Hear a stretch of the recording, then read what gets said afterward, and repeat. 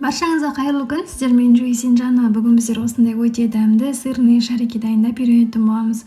Ол үшін біздерге сыр керек болады. Осыны кішкентай жағымен үккіштен өткізіп аламыз да. Сосын міне осы дәл күйінде, содан кейін 2 жұмыртқаның ақ уызын аламыз тек қана. Сосын оны миксермен айналдырамыз. Содан кейін мынандай түспейтіндей болып шыққанша айналдырамыз. Сосын 1 қасық разрыхлитель шайдың қасығымен. Сосын онды осылай өткіземіз. Елек болмаса сүзгіден осылай. Сосын жаңағы ақ уызымызбен сырымызды араластырамыз. Содан кейін ұнымызды кәдімгі қамыр салған сияқты илеп шығамыз.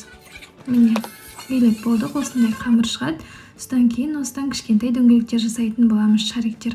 Кішкене қылып жасасаңыз болады, себебі бұл табаға салған уақытта одан сайын үлкейеді. Міне бізде дайын болды. Енді осыны мынадай сухарикке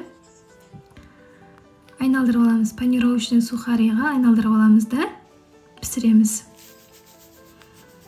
Өте дәмді болып шығады. Міндетті түрде істеп көріңіздер. Осыны бауырсақ қуырған сияқты майға қуырып аламыз. Егер сіздерге ұнаса, лайк бас, комментарий жазыңыздар.